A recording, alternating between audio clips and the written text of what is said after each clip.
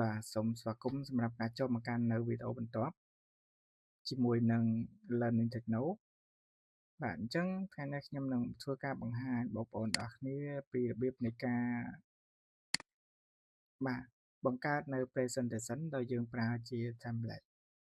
បាទមុននឹងបងប្អូនទៅយល់ឬក៏បងប្អូនទៅចេះប្រើតទៅនឹងការបង្កើត presentation ជាមួយនឹង template បងប្អូនទៅយល់អ្វីទៅជា template បើយើងនិយាយពី template នេះគឺ template នេះគឺសំដៅទៅលើបាទជាគំរូនៃ presentation ដែលមានស្រាប់បាទអ្នកប្រើប្រាស់អាចយកគំរូនោះមកធ្វើការកែប្រែបាទឬក៏យកជាគំនិតបាទឬក៏យកចំណុចល្អៗមកធ្វើជា slide របស់យើងអ្នកនេះ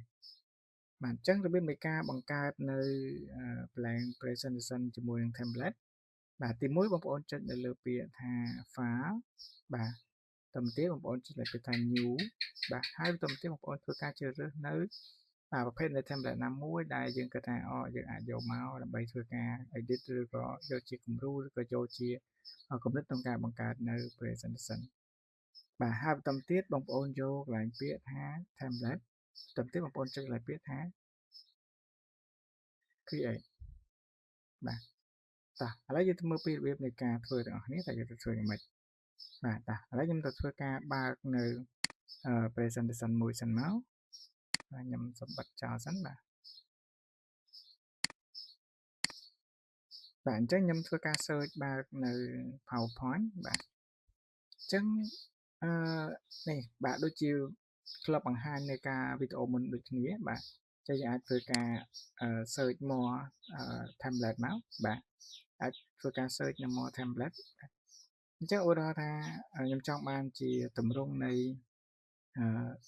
template បែបនេះបាទអញ្ចឹងខ្ញុំចុចលើវាមួយមកបាទហើយខ្ញុំចុចលើពាក្យថា create អញ្ចឹងយើងទទួលបាននៅ template របស់គេមកក្នុង computer របស់យើងទៅហើយយើងអាចធ្វើការ edit បាទយើងអាចធ្វើការកែប្រែ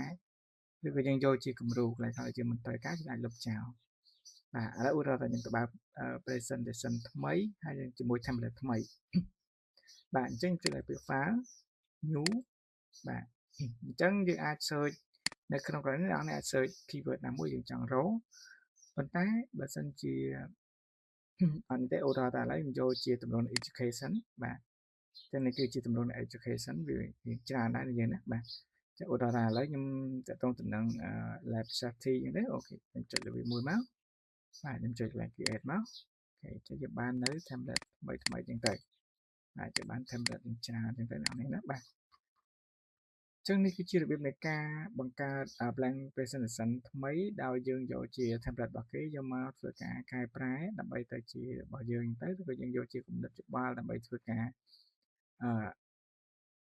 បង្កើតនៅ slide presentation របស់យើងមានភាពស្រស់ស្អាតចឹងទៅបាទអញ្ចឹងវីដេអូតាក់ទងទៅនឹងរបៀបនៃការប្រើប្រាស់ template ឬក៏បង្កើត blank presentation ដោយយកជា template យកជាគំរូរបស់គេយកមកប្រើ